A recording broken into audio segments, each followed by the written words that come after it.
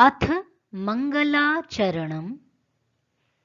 ॐ यां मेधां देवगणः पितरश्चोपासते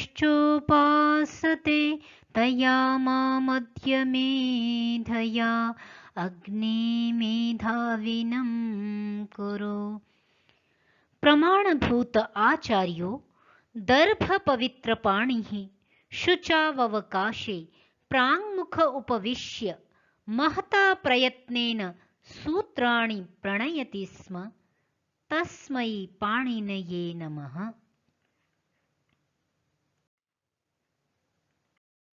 सर्वेभ्यो नमो नमः। आज की कक्षा में हम पंचमी विभक्ति के शेष बचे हुए सभी सूत्रों का पारायण करेंगे। आइए प्रारंभ करते हैं। दूरांतिकार्थैः षष्ठ्यन्यतरस्याम्। दूर और अंतिक अर्थ वाले, दूरवाची और समीपवाची शब्दों के प्रयोग में जिस शब्द से दूर या समीप की चर्चा की गई हो उसमें विकल्प से पंचमी विभक्ति होती है। पक्ष में षष्ठी भी हो जाती है।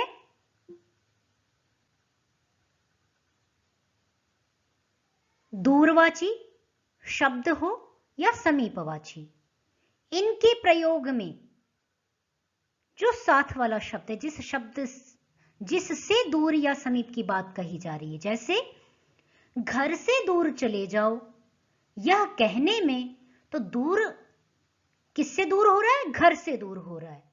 तो इसके लिए कहेंगे त्वं गृहात् दूरम गच्छ। त्वं गृहात् दूरम अपेहि, दूरम याहि। अपेहि प्रयोग करते हैं हट जाओ, दूर चले जाओ, इसके लिए। इसी प्रकार गांव से दूर बैंक है। ग्रामात् विप्रकृष्टम वित्तकोशः वर्तते। गांव से विप्रकृष्ट दूर के अर्थ में प्रयोग किया गया है, तो विप्रकृष्ट अर्थात दूर। तो ग्रामात् विप्रकृष्ट की प्रयोग में गांव में पंचमी हो गई। ग्रामात् विप्रकृष्टम वित्तकोशः वर्तते। वह मेरे पास आया। सह मत् समीपम आगच्छत्। यहां पर मत शब्द अस्मत् शब्द की पंचमी विभक्ति में बन रहा है। आपने रूप स्मरण कर लिए होंगे, नहीं स्मरण किए हैं तो स्मरण कर लें। अहम आवाम वयम, माम मा आवाम नौ अस्मान्नः, मया आवाभ्याम अस्माभिः, मह्यम में आवाभ्याम नौ अस्मभ्यम नः। मत पंचमी में क्या बना? मत आवाभ्याम अस्मत्। तो पंचमी के एक वचन में क्या हुआ? मत शब्द का प्रयोग हुआ है। तो सह मत समीपम आगच्छत्।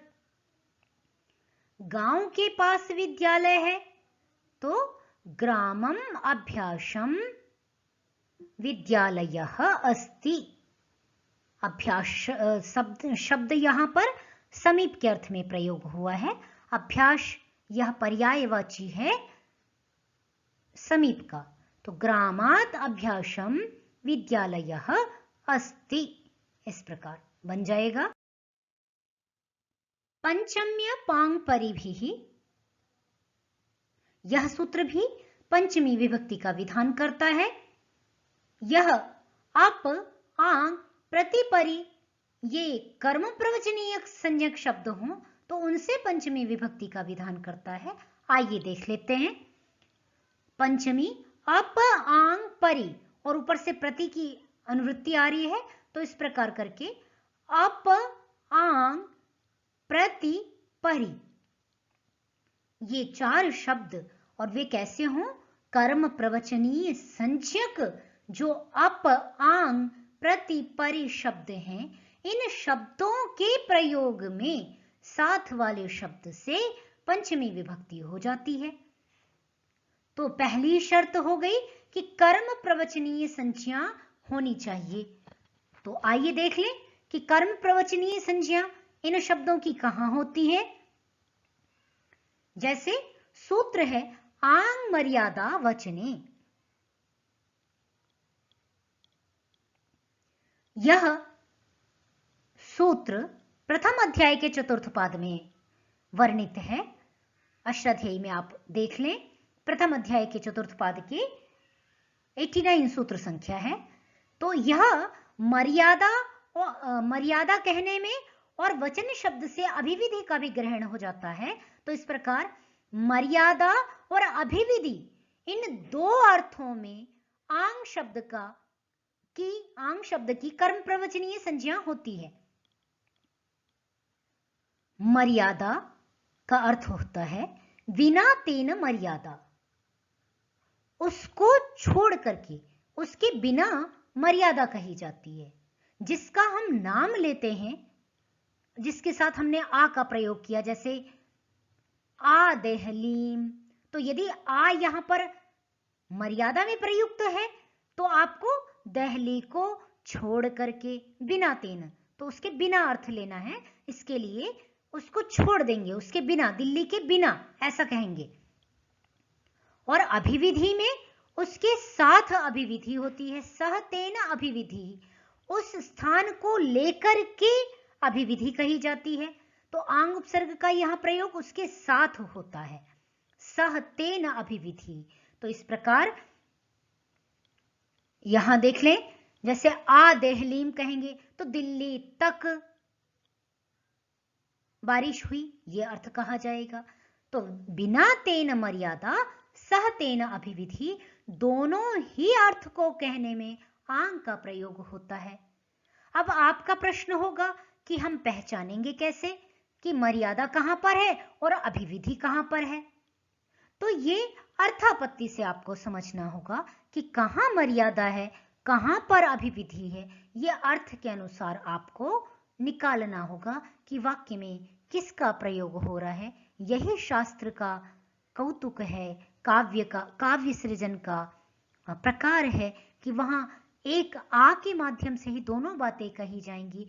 किस अर्थ में कहां प्रयोग हो रहा है वो प्रकरण संदर्भ के अनुसार ही उसको समझा जाएगा। तो देख लेते हैं। अब रह गया अप और प्रति।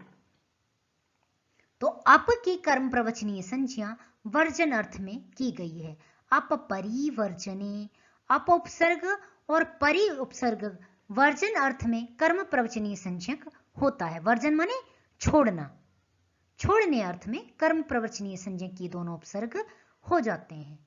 तो यहां पर अप जो कर्म प्रवचनीय संज्ञक वर्जन अर्थ वाला है, परि जो वर्जन अर्थ वाला है, वही कर्म प्रवचनीय संज्ञक है और उसका ही यहां पर ग्रहण है।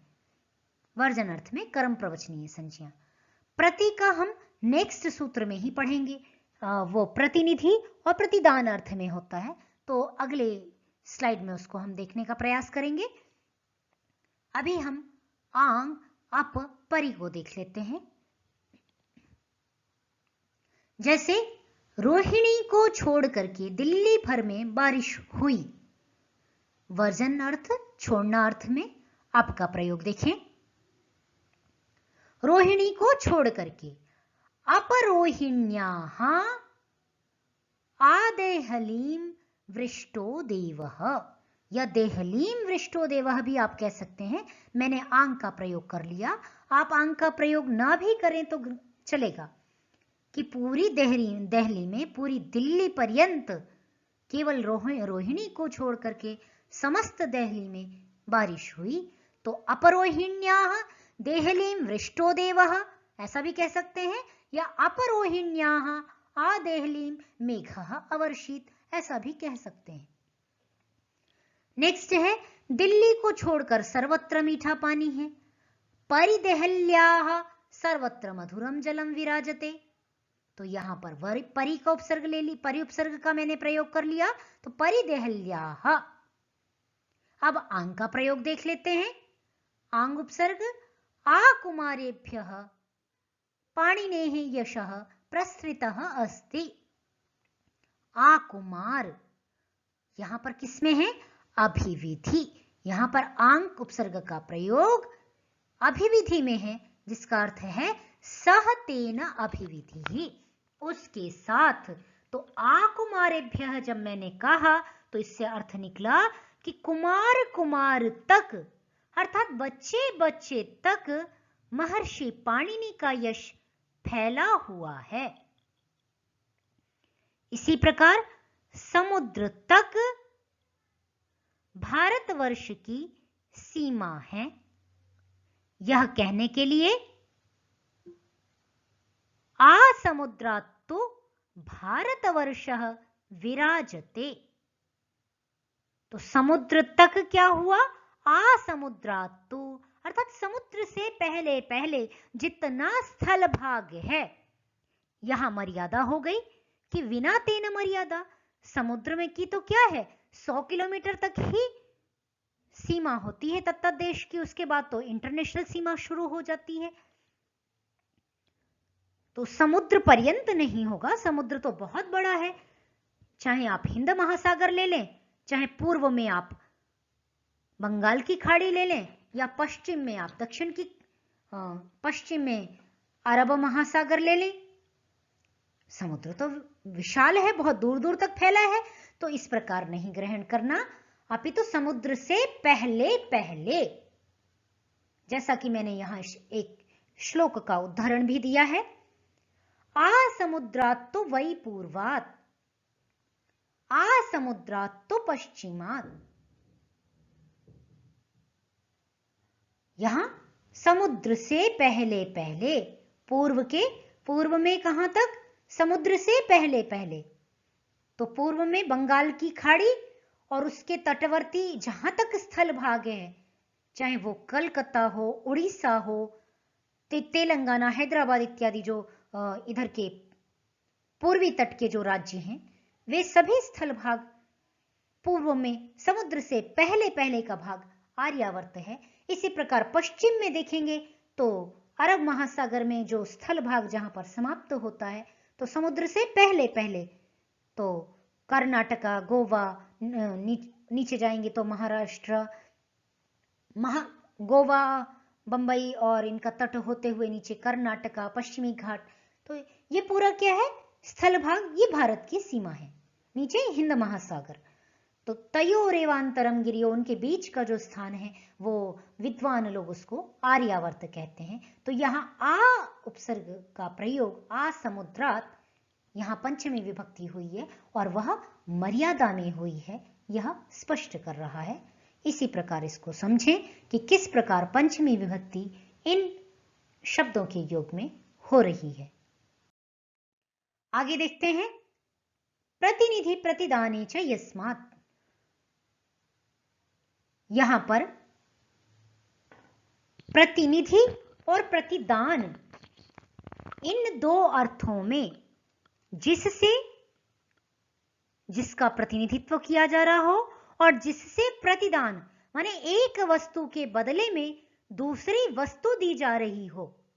दान होता है देना, परंतु किसी वस्तु के बदले में यदि आप दे रहे हैं तो वह प्रतिदान कहा जाएगा, और जिससे प्रतिदान हो रहा हो उसके योग में पंचमी विभक्ति हो जाती है।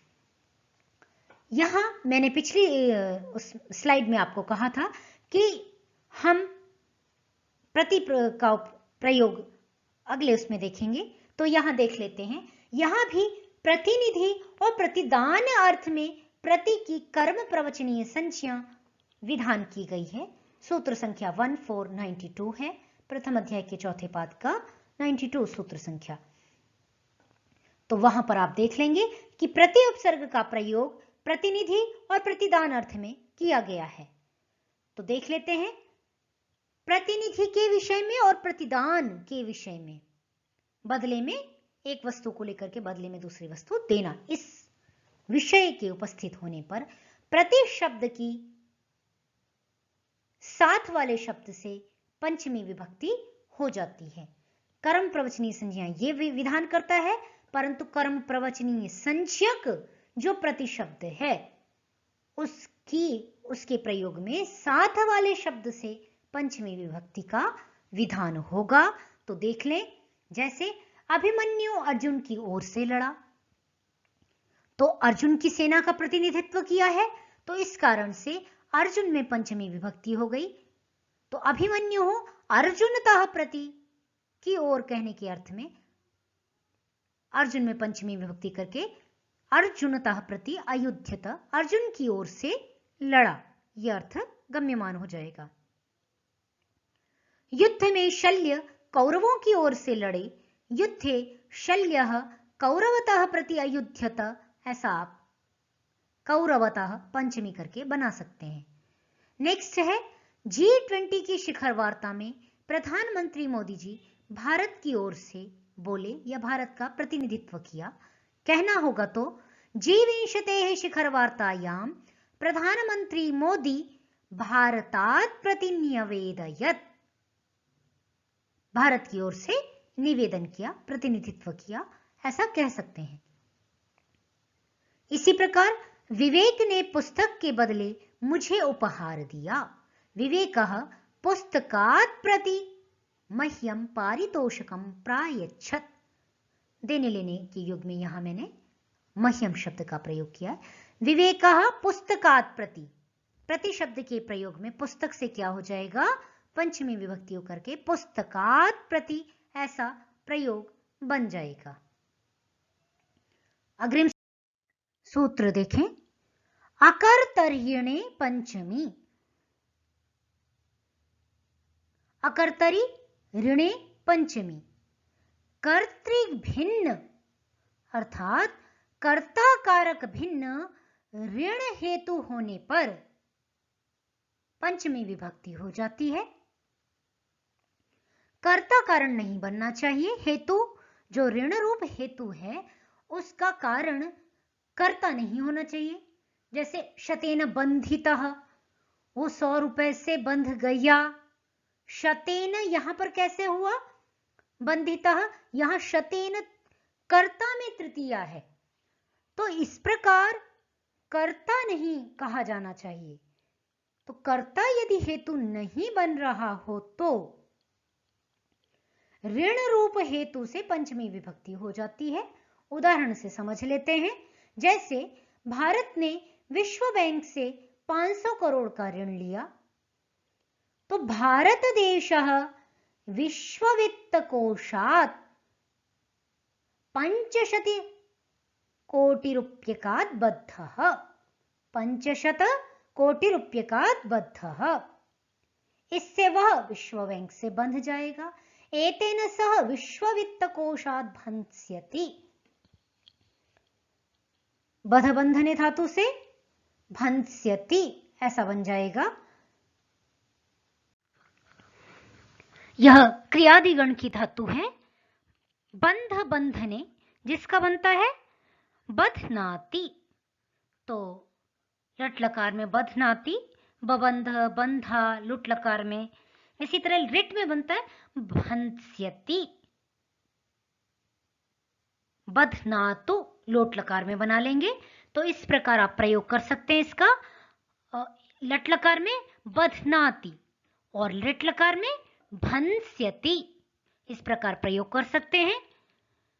नेक्स्ट है, उसने 1000 रुपये का ऋण लिया, सह सहस्रात् बद्धः, अर्थात वो 1000 रुपए से बंध गया। तो यहां 1000 रुपए से विश्व वित्त कोश से कहने से यहां पर कर्ता नहीं कहा गया, अपितु अन्य कारक कहे जा रहे हैं, तो यहां पर पंचमी हो जाएगी ऋण गम्यमान होने पर। अग्रिम सूत्र है, विभाषा गुणे स्त्रियाम, गुणे गुणवाची के कथन होने पर अस्त्रियाम स्त्रीलिंग न कहा जा रहा हो, अर्थात गुणवाची शब्द तो हो परंतु वो स्त्रीलिंग में विद्यमान न हो। स्त्रीलिंग वर्जित गुणवाची यदि शब्द है तो विकल्प से पंचमी विभक्ति हो जाती है। गुणवाची कारक के हेतु अर्थ वाच्य होने पर। तो गुणवाची कारक यदि कहा जा रहा हो, यदि वह कारण बन रहा हो, तो भी उस शब्द से क्या होगी, पंचमी विभक्ति हो जाएगी, किंतु वह स्त्रियाम स्त्रीलिंगवाची गुणवाची शब्द नहीं होना चाहिए। तो विकल्प से तृतीया भी हो जाती है। उदाहरण से समझ लेते हैं। जैसे कहा, वह बुद्धिमानी से विद्वानों में प्रसिद्ध हो गया। तो यहां बुद्धिमत्ता शब्द स्त्रीलिंग है, परंतु यदि बुद्धि चातुर्यम शब्द का प्रयोग करते हैं तो आप पंचमी कर सकते हैं। परंतु यदि बुद्धिमत्ता शब्द का प्रयोग किया या केवल बुद्धि ही शब्द का प्रयोग किया तो पंचमी नहीं कर सकते। क्यों? क्योंकि ये बुद्धि गुणवाची शब्द तो है। गुण आपको स्पष्ट है कि नहीं? गुण से यहां पर गुण लेने हैं, जैसे बुद्धिमत्ता, विद्वत्ता, मूर्खता, जड़ता, जो भाव कहे जाते हैं, गुण कहे जाते हैं व्यक्ति के, कि ये तो बहुत बुद्धिमती कन्या है ना, इस प्रकार के जो गुण कहे जाएंगे, सुंदर कन्या है, सुंदर भी क्या, सुंदरता गुण हो गया। तो इस प्रकार मूर्ख कन्या है, तो ये मूर्खता गुण कहा जा रहा है। तो इस प्रकार जो गुणवाची शब्द हैं उनके योग में वो हेतु बन रहे हों तो उन शब्दों से पंचमी विभक्ति की जा रही है। तो जैसे वह बुद्धिमानी से, तो मैंने क्या प्रयोग किया, सह बुद्धि चातुर्यात विद्वत्सु प्रसिद्धिम प्राप्नोत। वह अपनी बुद्धि की चतुराई से विद्वानों में प्रसिद्ध हो गया। वह अपनी मूर्खता से दुष्टों में फंस गया। एक विद्यार्थी का प्रश्न आया, क्या यहां पर केवल हम बद्धः ऐसा ही प्रयोग कर सकते हैं क्या, सस्वीयात जाड्यात बद्धः? तो मैंने कहा नहीं। क्यों? देखिए, इसीलिए मैं आपको प्रयोग करके दिखा रही हूं कि बद्धः के अलावा भी आप बध्नाति का प्रयोग कर सकते हैं। देखें, सह स्वीयात जाड्यात दुष्टेषु बध्नाति, वो अपनी मूर्खता से दुष्टों में फंस जाता है, दुष्टों के बीच में फंस गया। आप लंग लकार का भी प्रयोग कर सकते हैं, अबध्नात। इसी तरह वह पाप से नहीं बंधना चाहता है, सह पापात न बीभत्सते। यहां पर मैंने बध धातु भ्वादिगण की प्रयोग की है, जिसका बीभत्सते प्रयोग किया है सन्नंत में। वह बंधना नहीं चाहता। मान बध दान शान्भ्यो दीर्घश्चाभ्यासस्य, यह तृतीय अध्याय का सूत्र है, जिससे सन प्रत्यय हो जाता है तो बीभत्सते बनता है। बीभत्सते का अर्थ होता है बंधना चाहता है, बंधने की इच्छा, परंतु वह पाप से नहीं बंधना चाहता है। इसके लिए मैंने बीभत्सते का प्रयोग किया है, सह पापात न बीभत्सते। तो इस प्रकार बध धातु भी धातु पाठ में 3 पढ़ी गई हैं, आप निकाल करके देख लें। एक तो क्रयादिगण में, और एक भ्वादिगण में, और एक चुरादिगण में। तो इनका अलग अलग आप प्रयोग कर सकते हैं, और जिनका प्रयोग करके आप पंचमी के कई सारे अनुवाद बनाने का अभ्यास कर सकते हैं। नेक्स्ट है पंचमी विभक्ति। निर्धारण में, विभक्त करने में, विभक्त अर्थात विभाजन करने में, बहुतों में से किसी एक को आप अलग कर रहे हैं, छांट रहे हैं, तो भी पंचमी विभक्ति होती है। जैसे उत्तर वालों से दक्षिण वाले अधिक धार्मिक हैं, तो मैंने क्या किया, ये छांट दिया कि उनमें से ये अच्छे हैं। तो उत्तरेभ्यः दाक्षिणात्याः धार्मिकतराः सन्ति।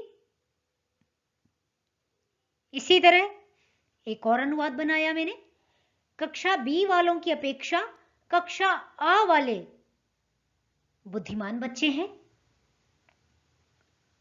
तो इसको बना के देख लें, कक्षा ब वर्गात आ कक्षा वर्गीयाः बुद्धिमन्तः छात्राः सन्ति। यदि स्त्रीलिंग कहना है तो बुद्धिमत्यः कह देंगे, बुद्धिमत्यः छात्राः सन्ति।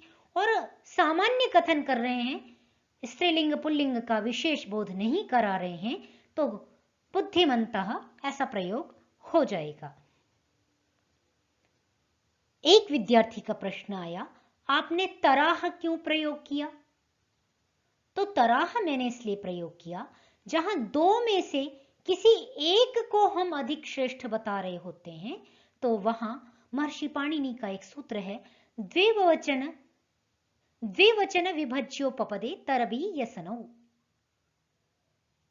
दो के कथन में विभाजन करके जब हम एक की विशेषता बतला रहे हैं तो उसमें तरप प्रत्यय हो जाता है। दो में से यह अच्छा है, जैसे आप इंग्लिश में डिग्री करते हैं, गुड, बेटर, बेस्ट ऐसा बताते हैं ना, तो वैसे यहां भी दो में से जब हमने दो में से एक का निर्धारण कर दिया, एक की विशेषता बता दी, तो उसमें तरप प्रत्यय का प्रयोग हो जाएगा। तो उत्तरेभ्यः दाक्षिणात्याः धार्मिकतराः सन्ति ऐसा बन जाएगा। एक सूत्र और है, सप्तमी पंचम्यों कारक मध्य, दो कारकों के मध्य में मार्गवाची अथवा कालवाची शब्द हों तो पंचमी विभक्ति होती है, पक्ष में सप्तमी भी हो जाती है, अर्थात एक बार सप्तमी हो जाएगी, एक बार पंचमी भी हो जाएगी। तो मार्गवाची वाक्य बनाने में और कालवाची शब्दों का से वाक्य बनाने में, जैसे अनुवाद बनाया कि वह यहां ठहरा हुआ एक कोश पर निशाना लगा सकता है, तो कोश यहां पर चर्चा की गई, तो इहस्थः स क्रोशात् लक्ष्यम विध्येत। इस प्रकार के जो कोश और मार्गवाची और कालवाची शब्द हों, जैसे वो 5 दिनों में खाएगा, आज खाकर वो इन 15 दिनों में उपवास करेगा, तो काल की चर्चा हो रही है। इस प्रकार के अनुवाद बनाने में आप पंचमी विभक्ति का प्रयोग करेंगे। सप्तमी पंचम्यों कारक मध्य सूत्र के संबंध में हमने एक वार्तिक भी पढ़ी थी, यतश्चाध्व काल निर्माणम तत्र पंचमी वक्तव्या करके हमने पढ़ा था। तो सूत्र में भी लगभग वही चर्चा है, इसलिए मैं इसके उदाहरण नहीं दे रही हूं।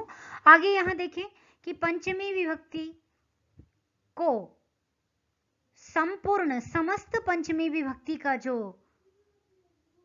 सूत्र वार्तिक अथवा जो यत्र तत्र रखे हुए जो सूत्र हैं अथवा विकल्प से जहां पंचमी विभक्ति का विधान हो रहा है, सभी का संग्रह मैंने इस लिस्ट में के माध्यम से किया है।